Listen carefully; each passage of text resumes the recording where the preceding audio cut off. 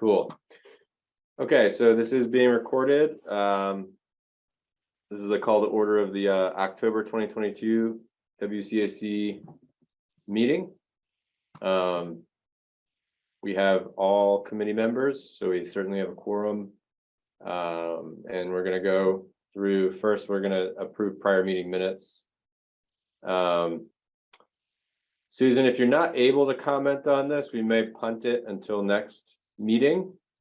But I had tried to tabulate all the statuses of all the minutes here. Okay. For February and March, I think they were already approved, and we were just making sure they actually got posted to the town website, or at least sent to the town. Do you know if they did? I think they did, and then April perhaps was a question as to whether that had gotten sent. I know it was approved. And then the other ones, unfortunately, I'm not in the best position to comment on the status, but I can follow up on it during the beginning part of this week. Yeah, let's just not review this now, since Susan, you're not at your computer, and we can just review it next time. Okay, that's great. I'll just read through what it is. And then we can follow up on it next time. So February, March, we think we approved previously and want to make sure they got posted. Susan was looking for the April recording from the town. We didn't have meetings in June or July because of membership and transitions. And then in May and August, Susan had sent those prior to the last meeting and we're waiting to be approved. I'd rather her be able to screen share those so we can vote to approve them. So we'll skip that for tonight. And then we can move on to the initiative tracker, since the approval of prior meeting minutes is not the most exciting part anyway. Okay, so initiative tracker, and these are in no particular order, but I have here the painted crosswalk concept. This is the first time we've actually consolidated this list, so we'll kind of just see how it goes, but maybe go through it, and then whoever wants to comment on the item can comment. And so the first one is the painted crosswalk concept, and I imagine, Anne, you might have some comments on that. Yeah, sure. I mean, I think I backburnered that a little bit. I do have lots and lots of images from around the country and around Massachusetts where they're doing more painted crosswalks, places like Medford. About their schools, they're using really funky ones to really slow traffic and make it safer for kids to walk to school. That has been put a little bit on the back burner though, because we really wanted to really focus on getting the signs up. And I do have feedback for I do have something to report about the West Concord Junction Cultural District signs. So I'll maybe save that for when we talk about that. Yeah, any other comments on 2A before we move on? We can there are members, there are a lot of artists I know in West Concord who are interested in helping with that. And so I have a group of people I know who are very interested and have ideas for it. They're graphic designers, they're people who have their own successful businesses in art. And so I think it's something that I found just in floating the idea, a lot of positive feedback. Cool.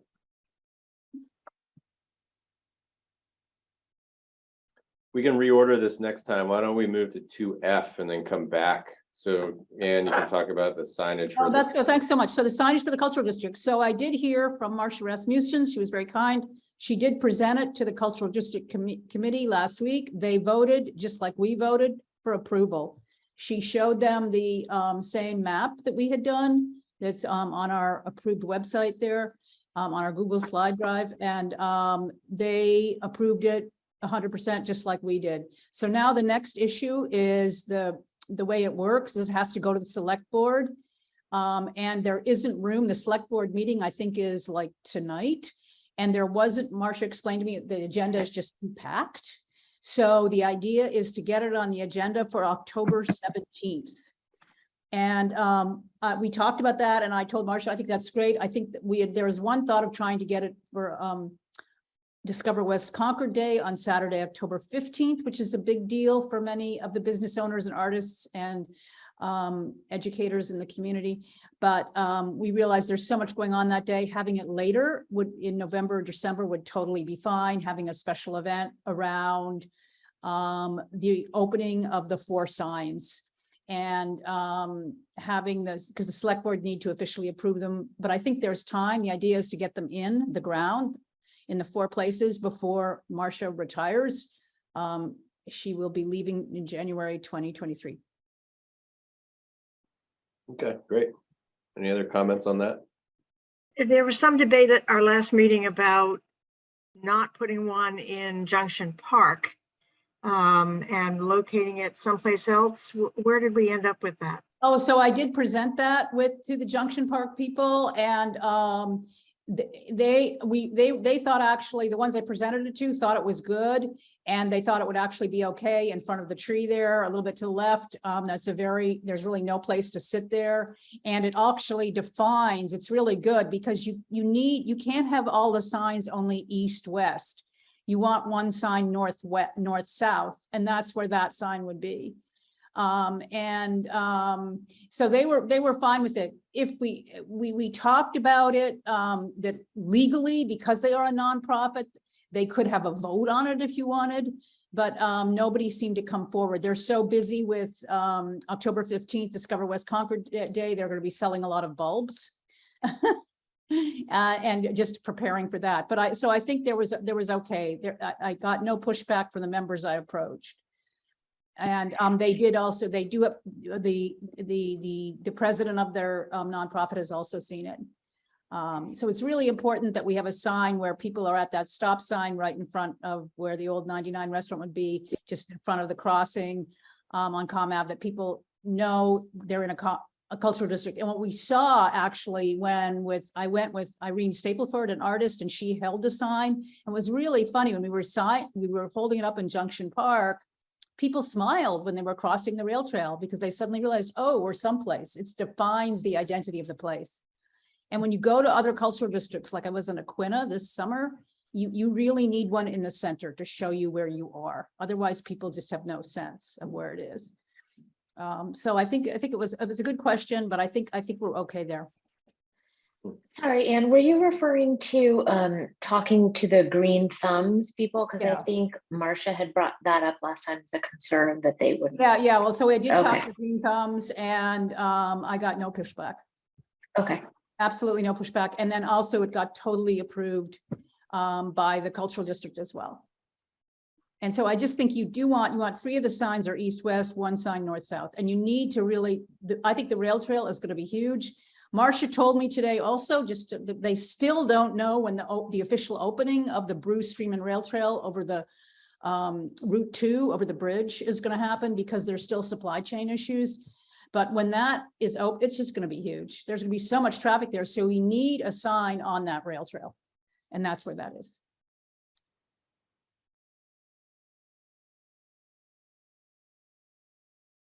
It seems like we need one more sign, though. It seems like we should have a sign at the church.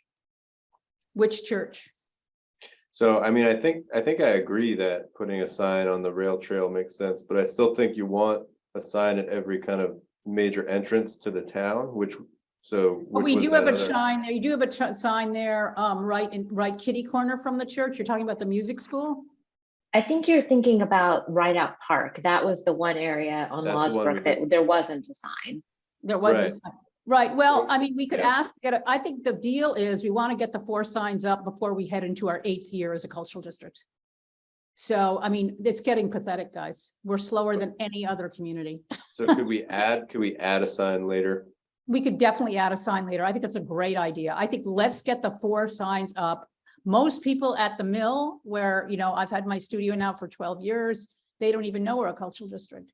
So what I've seen when I visited Rockport, for instance, or when I saw the same thing at Aquina, it'll give West Concord a huge new identity, in part because too, in Concord Center, because of their historic district issues, they only have 1 sign up. People don't know that's a cultural district. So I think it's really important. I also think let's get the 4 up. I think your idea for if this 5th sign is great. I think we can get it. Let's just get the 4 up before Marcia leaves. And I think the select board, my sense is I have no, real authority to say this, but I got the feeling from the select board that they will help us. They understand that we need to get it. And then I think we need to really work on making sure all the speed limits are 20 miles or less within the cultural district. That's how it is in Rockport. That's how it, that's how it is in Aquina. That's how it needs to be, because there are going to be so many more bikers. It's just not safe if people are going 35 miles per hour. It really isn't. So, but I think getting the 4 up is what is be huge for us and be huge. And I think they were very excited at the Cultural District Committee because they also had worked on this for like 2 years or so and nothing happened. Any other comments on that cultural district signage? Does anybody recall, and I guess it would be Susan or Ann, do you recall where we left off with some of these conversations about reviewing the speed limits and things like that? I think where we have to do is I think now that we have a transportation advisory committee that has some really speed limit experts and bike experts, we can really work with them. And there's all this new stuff that's happening in other towns too, to really reduce speed limits. And oh my gosh, there are all these painted crosswalks that are going in now I saw it in Acton too, that every street crossing is getting a bunch of green lines across it for bikes. So there's a place for pedestrians that's white and then a special green stripes for bikes. I've never seen that before, but I'm seeing that in Acton and other towns. So there's a lot. Related to the speed limit, I think one complexity is that some of the speed limits are maybe state dictated, or you have to apply for special dispensation to change the speed limit that the state has by default designated. And I don't know how hard or easy that is, but it's just something to keep in mind that I don't think it's entirely Concord's decision, or it's not just a matter of us waving a wand and saying, let's change that to 20. I think we might have to do a bit of homework on it, and there might be some of it like a negotiation. But what I see is that it's a huge thing. And also I see it happening everywhere. So we can do evidence-based design, guys, and look at what other communities are doing and figure out what's going on. I think the push for safe biking and safe walking, particularly since COVID, it's getting bigger than I've ever seen it. Yeah, I think, but Ann, I think we all agree. I think that what we're trying to figure out is what the process would be. Well, I think we can ask people in the town and ask people other towns how they did it. How did the city of Cambridge do it? They have 75% of their streets are 25 miles per hour. So how did they get around the state bylaws to do that? So we can have. Why don't we add this? Because this isn't on, and by the way, there's a transportation advisory committee. We have a liaison to that. I don't think we do, right? I can be their liaison. I'd be happy to. I'm very fascinated by that because I think it's something as a baby boomer. I'm very worried about aging baby boomers all driving. I don't want to see it. And we need to make it safer to walk. And I think our second thing, after we got it safe within our cultural district, then we need to, this was the second thing that Susan and I had talked about before, and I think we talked about before we brought it up, making it safe to walk and bike from the Concord Cultural District to the West Concord Cultural District. It is not now, it's not safe. And we need to make it so that you don't only drive between them. I think we can do it. I've seen other communities do it. We do it, but one thing at a time. Let's get the signs up. Let's get the 4 signs up. Let's definitely inquire about a 5th sign. Why not? By Ride Out Playground. And then let's work on the speed limits.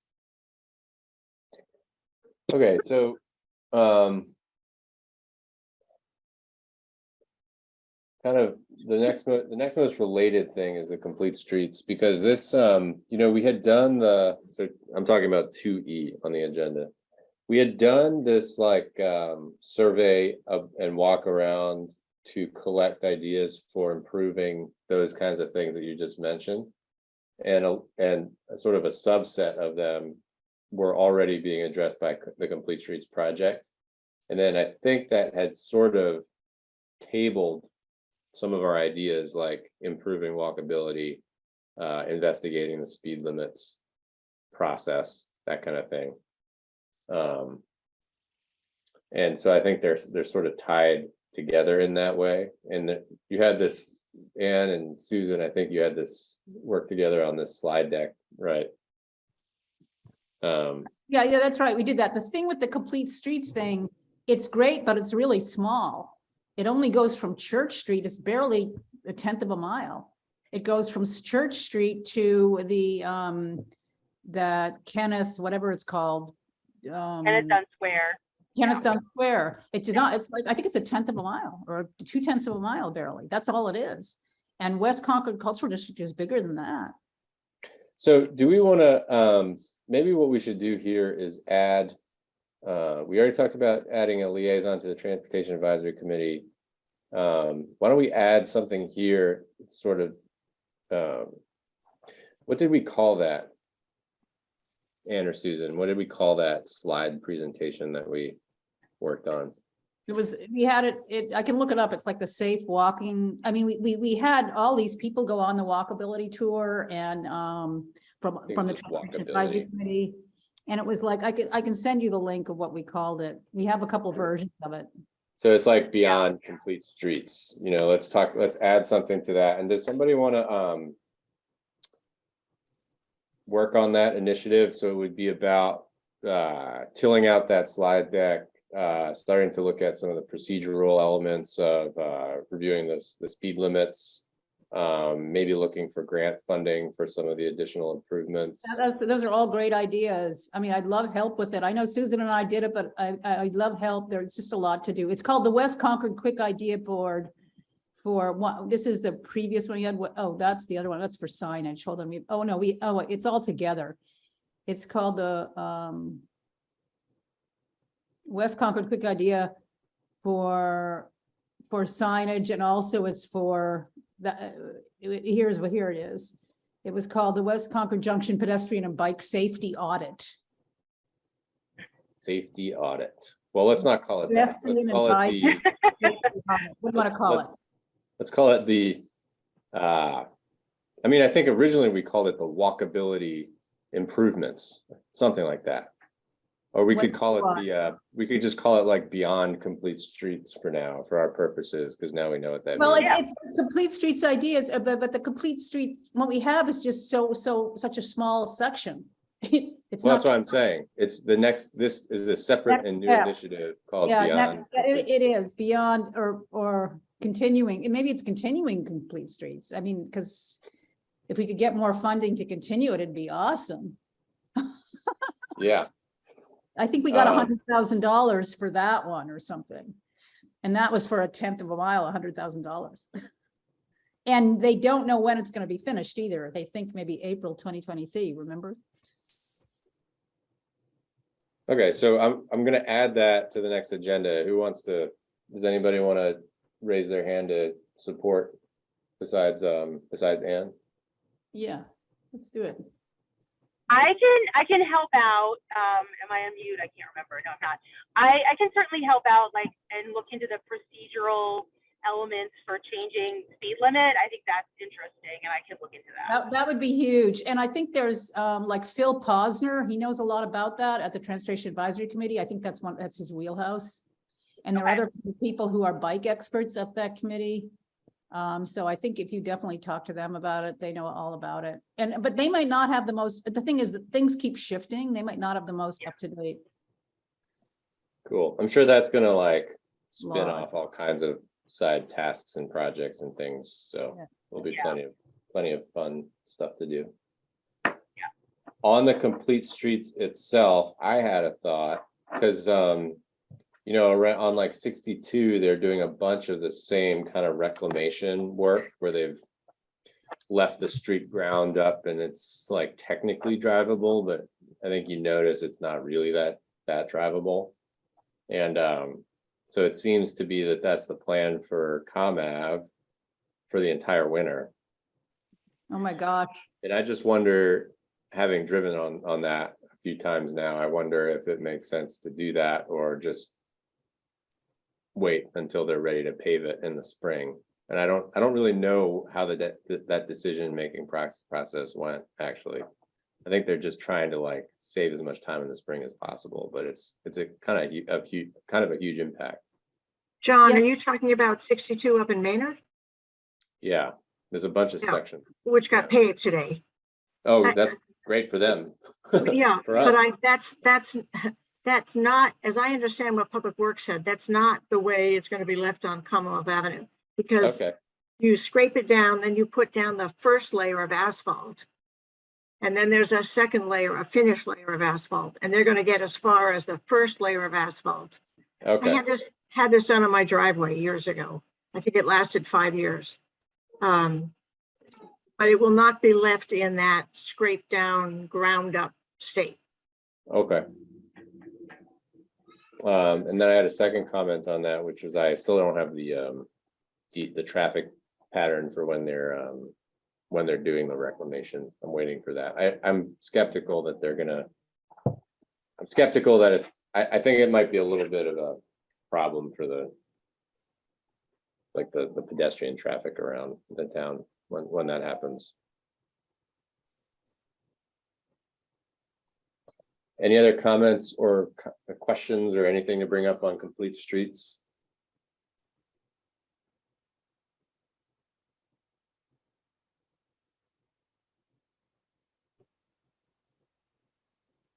Okay, so then let's go back to 2B. So 2B is just this like follow up on Rideout Park. The thing about the proposed modification that got voted down, and then the procedural element. I think that there was an email that was sent to them. Then we assigned Susan as the liaison to Parks and Rec. Yeah, not I sure. went to one of their meetings, which they held in person at Rideout, which was kind of nice, and it was a gorgeous day outside, so that made it even better. And they didn't talk about too many things that were relevant directly to West Concord, but they were speaking about how they're undergoing this strategic planning process and how a lot of the recreational assets that Concord as a town has are not 100% managed by Parks and Rec. And so they are trying to sort out a lot of different like organizational things and who maintains what, which I thought was somewhat interesting. I'll send you guys my notes from the meeting, and I just basically told them, like, I had the opportunity to speak at the meeting, and I said, you know, we want to liaise with you and make sure that we're looped in anytime there's something happening with open space or park assets in West Concord, because we need to be at the table for those discussions. And I think it was helpful to them that, you know, someone showed up and was speaking about that.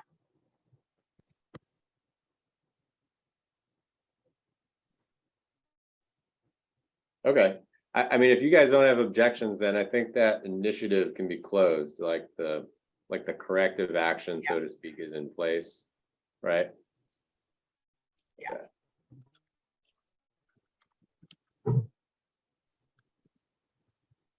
Cool. And then the next one is Giroux Park and the BFRT extension wayfinding signage. I know you mentioned, Anne, already that we don't know when it's going to be done, but it seems like it's imminent anyway. Any comments or questions on that one? Well, it'd be good for the public, people in West Concord, to know what's happening. You know, it's like, what's going on here? You know, are we having this brand new parking lot and this huge new area that we can access water with? I mean, what it's a little bit under the, it'd be great to, I don't want to assign more work to someone to find out exactly what's going on, because it's a little strange. I mean, it's a big part of our community. It's awesome. Have you been there? It's amazing. Yeah. It's going to be amazing. It does seem like it's been a little under the radar for how big. Yeah, of a exactly. deal. Like, what is going on here? Is there an official opening date? Again, it's a little strange. It's a little bit like not knowing what's going on with the bridge going over the Route 2. I mean, all these things. I mean, I have to admit, I don't even know where this Giroux Park is. Yeah, it's I know, right? That people throw these words around. It's so across from the prison along the pond, and sort of between the rail trail extension and the pond across from the prison. That whole area is being transformed into this like beautiful park next to a bike trail, and it's amazing. And it really is amazing, but it's like, okay, who's in charge here and when does it open? And it's like very weird. It is under the radar, just exactly what you said, John. Laura, yeah, it was, Yeah, go ahead. It was given, the town bought the property from the Giroux family 3-4 years ago now. And initially they were going to develop it into a swimming hole, things were going to have to be dredged, et cetera. And that got put aside when White Pond was given to the town. So the town then had another place for swimming. The swimming is kind of off the table, but the area will still be available for boating and other kinds of water-related activities. And it's just under development. And there was originally a house on the property. And it got voted at town meeting that if the house was going to be taken down, which the family who owned the property wanted to have happen, then another unit of affordable housing had to go up somewhere. And Terry, who just died recently, Kitsy, can't even think of his last name. He pushed really hard to make sure that we didn't lose a unit of affordable housing if they were going to take that house down. So it actually borders the water of like Warner Pond. Yeah, Yeah. you can't really see it from the road. You can see a road No. going down to it, which I think is Yes. probably blocked off right now. But and they Okay. probably, there are probably signs saying not open, don't come or something. But take a walk down there and take a look at it. Yeah. It should open up an enormous recreation area that the town really hasn't had previously. Well, and that would be great too, because I know like most people who want to go ice skating on Warner Pond, I mean, this is right by my house. And so, you have to find this like little narrow driveway thing and like go and park in Right. this little tiny area. Yeah, Yeah, little so dirt this would road. be great. Yeah. Yeah, that's right. Yeah, and there's some structures there that look really cool. And the bike ride along there is just really nice. But yeah, I wonder if there's like an opening or a ribbon cutting that we don't know about, or some kind of meeting that's happening that we don't know about. I think it'd be good to inquire about that. That's a really good idea. And to Anybody? figure out exactly what we can do. Can we do boating on there? What can you do? Can you wade? Can you swim there? What's the deal? And who determined it? And who's in charge? I mean, we have known nothing about it, and yet it's really part of our community. So we got to figure it out. I think Parks and Rec has a good deal to do with it. I think if it was opening soon, they would have been talking about it at the meeting I just attended, but I can kind of lob some questions in there and see if I can get more clarification. That would be awesome, Susan. Yeah, just to find out, or maybe at the next meeting, they could come and explain to us the history of the project, because it's kind of a mystery. Like in my 2 years on the WCIC, nobody's ever explained anything about it. And if it's going to be such a big deal and I can go boating there, I want to know about this, So. Yeah, I gotta buy a boat. Gotta buy a Yeah. boat. Yeah, Susan, you could invite somebody to come That'd be awesome. join our meeting. Yeah. That'd be Yeah. awesome. Explain to us how it worked, how it happened, the amazing history. It's going to be so cool. Yeah, let me reach out to them and see if they could come to an upcoming meeting. That would be great. When's our next meeting? It's Usually the first Wednesday of November. yeah. So the first, it'll be November 2nd. That's right. It's November 2nd already scheduled. Okay. That works. Okay, so next is 2D is the Assabet River Bridge. I don't know if there's been any updates on that. That's kind of a long range project. Anybody know anything?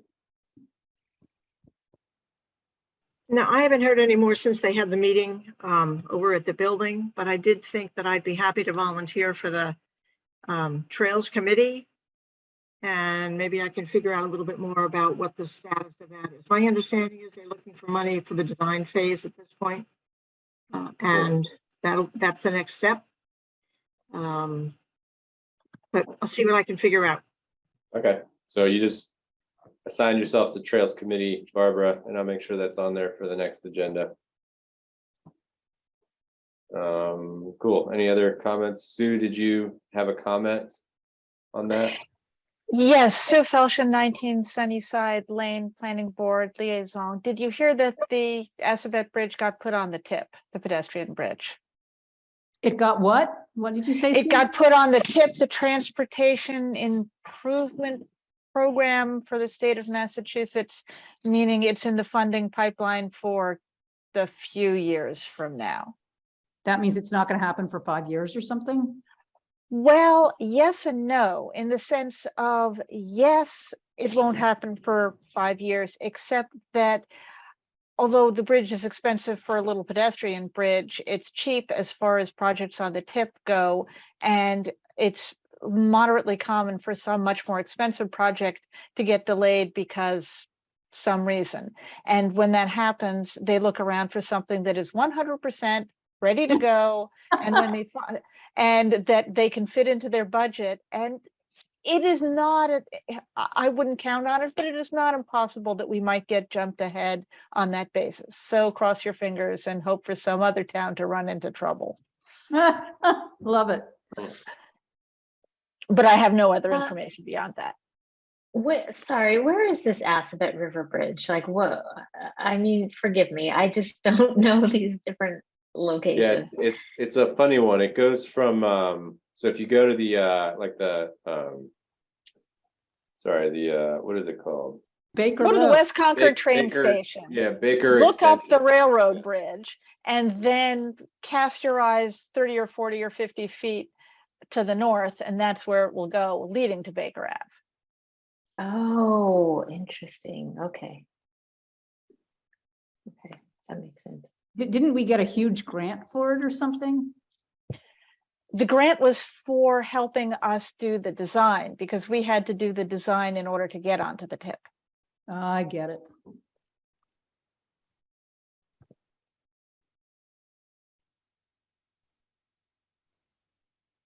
Yeah, okay.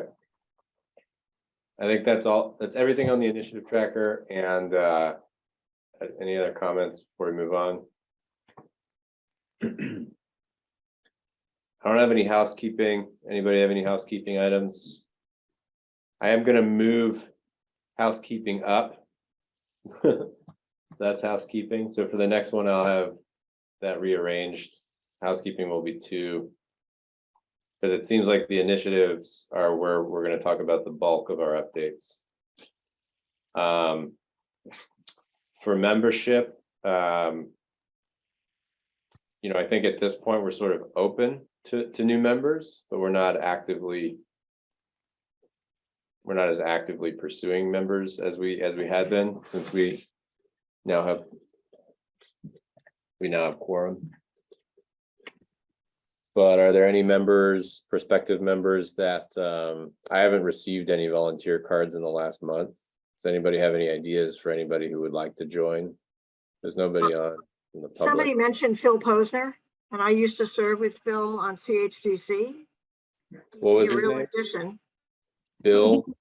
Well, Phil Phil Posner. he's on another committee. He can't do 2 committees. Well, maybe he's terming out. Yeah, I don't think so. He's on the Transportation Advisory Committee, and that's a new committee. But you can ask him. He can always step down if he wants. Yeah. How did his name come up, Barbara? Somebody else mentioned it, and only because I know he lives in West Concord and he's active in town, and I've served on CHDC with him for, I don't know, 5 Yeah, years or so. he's on another committee. I'm not sure what it is. I think it's pretty important to him, but he could change his mind. Yeah, or he might have another idea of someone else he could suggest. That's a good idea. I'm happy to email him. Yeah, Sure. that'd be great. Never hurts. I reconnected with an old friend just this past weekend, and she lives in Concord Green, but is not a retiree. I know a lot of folks in Concord Green are retirees, and she's still in the working world, et cetera. But she said she was interested in joining. So I'm going to give her some information and see if she can put in a volunteer card. Great. The more folks we've got, the more work we can get done. So that's good. I know. All right, moving on to liaison updates. We've kind of done some of this, but actually I wanted to go through assignments this time at a minimum. So we're adding the Transportation Advisory Committee to this list, and it sounds like, Anne, you want to take that? Yeah, I'd be really good with that. Is everybody cool with that? Mhm. And then Barbara, it sounds like you raised your hand for the Trails Committee. Is that okay with you, just to confirm? And then we've got First, I'll just have to find out what it is, but yeah. I know there's several new trails that are going to come in behind where theoretically Junction Park is still going to go, not Junction Park, Junction Village. There's a whole new trail system that's supposed to go in behind that as well. So I'll see what I can find out. Yeah, and just as a matter of procedure, does everybody understand what it means to be a liaison? So you want to go onto the town website and you want to sign up for that committee's notifications. So you'll get an email when they post an agenda or minutes, and put like, recurring events on your calendar to remind you to join their meeting or check their minutes or whatever it is that's helpful for you, so that you can gather information to bring back to these meetings. That's basically what it means. Okay, so aside from that, we've got a few that are already assigned. We can always shuffle those up. So Anne's also on the West Concord Junction Cultural District Committee. And I'm on the Economic Vitality Committee, which really is just like all the small businesses in town. Susan's on Parks and Rec, as we mentioned, regarding the Ride Out Park, and also on Public Works. And then Planning Board is rotating. What I do for Planning Board is I just, well, what I had done, or I think what we had done is we have some like Google Sheet where we like assigned ourselves. I think we might have lost the thread on that, and we might have to pick that back up. But aside from that, does anybody want to volunteer for? I guess the only one would be Bruce Freeman, the Bruce Freeman Rail Trail, or any others that are already assigned that you might be interested in taking, especially if somebody has more than one. I mean, I'm happy to do the Bruce Freeman Rail Trail. I don't know exactly what that involves, but I'm happy to do that. And I would say that I have an interest in the Economic Vitality, maybe as a potential shared assignment or something. I think that is something that's particularly interesting for me in terms of like, supporting new businesses and encouraging new businesses in West Concord. But yeah, I'm happy to take over the rail trail. Cool. And you can always just join. We could share the let's call it EV committee, so I don't have to keep saying that. The EV committee, you could just join it with me, or both of us could join kind of asynchronously. It doesn't matter too much. Okay. Especially, yeah, and if we have two people on it, then if one person can't join, then the other person can, or is likely to. So the Bruce Freeman Rail Trail, the activity we've had with them sort of relatively recently was about getting the trail plowed in the winter. You guys remember that? Interesting. Yes. Yeah, that's really important. That's really Yeah. important because I used to live in Lexington, and the Minuteman Rail Trail is plowed the whole way. So people can use it as a transportation thing to get into Alewife from Bedford. And the problem is I do use the trail just about every day to go to my studio at Bradford Mill. And the problem is, what the idea was, you could just plow a 12-inch strip of it. So the problem is it gets really, really icy, and it gets very hazardous for kids and the elderly. It becomes like a little an ice pond. And so we don't want to just prioritize car transit. We need to prioritize path transit and make safe walking and biking paths. So especially with the rail trail opening, maybe in November over the Route 2, we want to have it so people can really bike to work and kids can use it. Yep.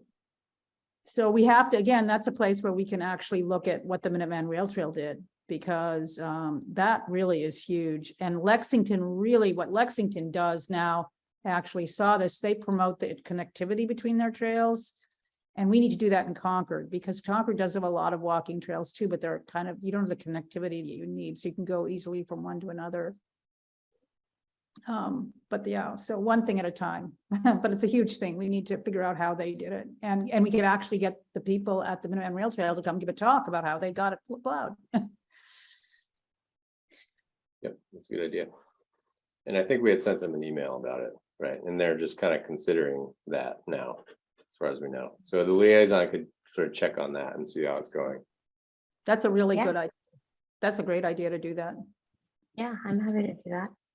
Do y'all want to keep the planning board rotating, or do you think we should just see if we can assign somebody to it and maybe they do it for a few months? I think rotating is good, because then we get to all see who's on it and what's going on. Okay.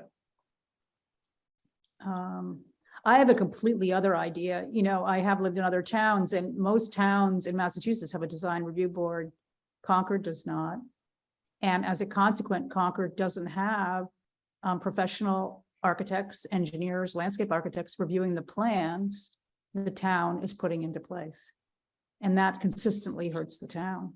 Lexington, Winchester, Acton, Wellesley, City of Cambridge, they all have design review boards or design review committees.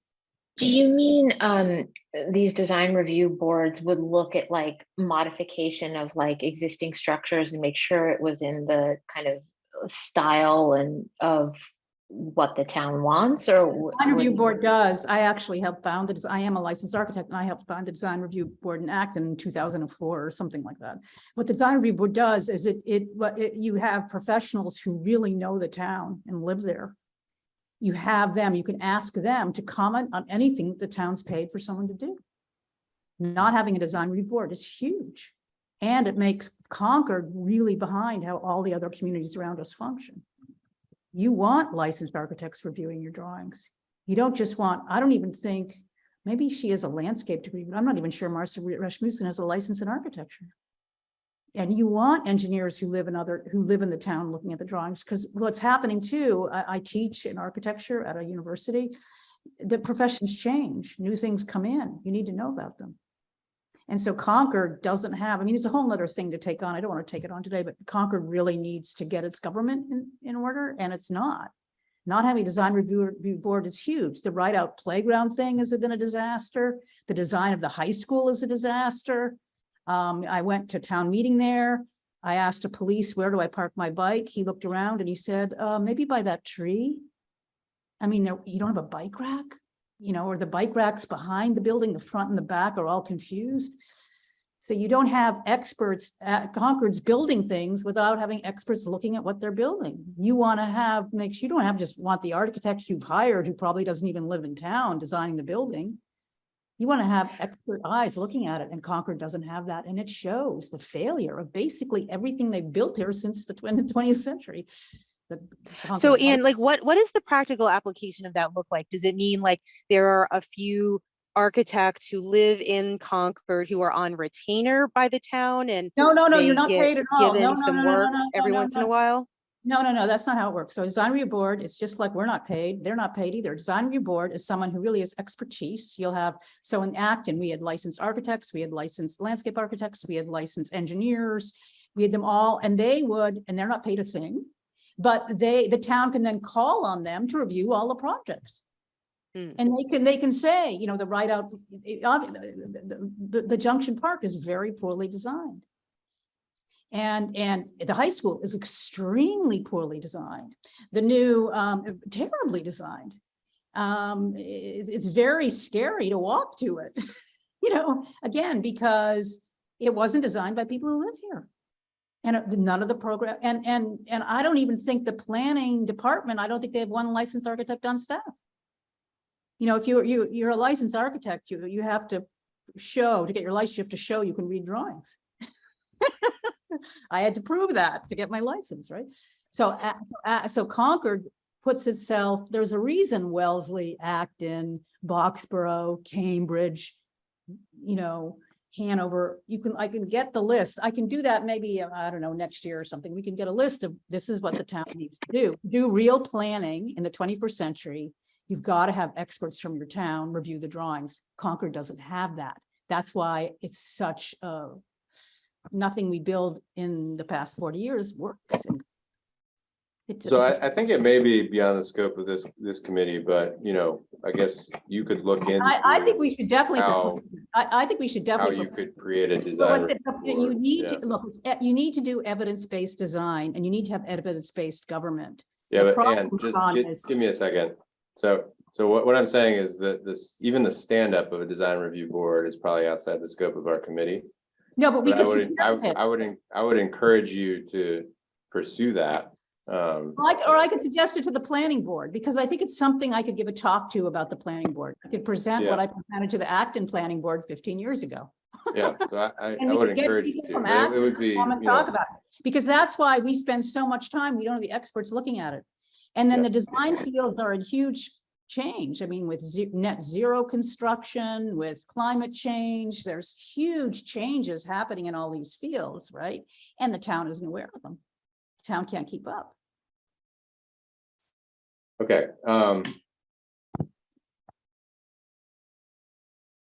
So I don't think that we have, on the planning board, what I'll do is I'll send around like a spreadsheet, and we can just have you guys sign up for, everybody can just sign up for a month to attend the planning board meetings.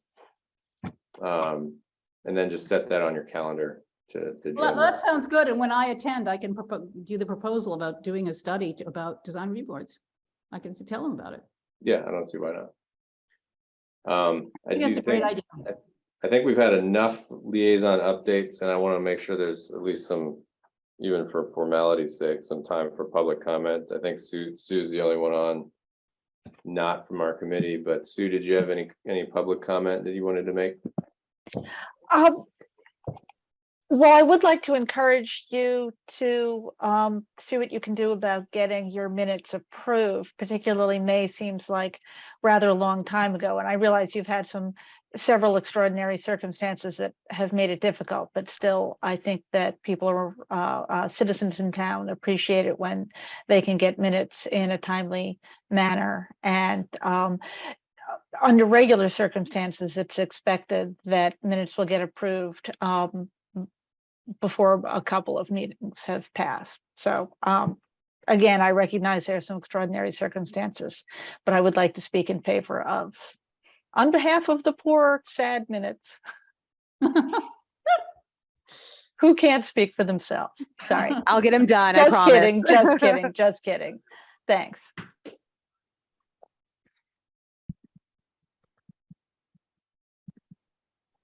Yeah, I think between now and next meeting, we can just make sure everything that's outstanding, we've all looked at it, and then we should be able to vote on anything that's not already approved. But a lot of it, I think, is a lot of this is mooted. I think it probably is posted, and I can just check on that and see if it still needs to be on here. All right. We have 10 minutes left, but it's okay to end early. Any other comments? Great meeting, guys. Cool, great. I will update the liaison assignments. And I will also send out a planning board scheduler for the planning board liaisons that are rotating. And I guess we will take back 9 minutes of our time. So Awesome. I'll move to adjourn. Is there a second? I second. Any opposed? Have a good night. Thanks, guys. Great meeting, Hi, guys. everyone.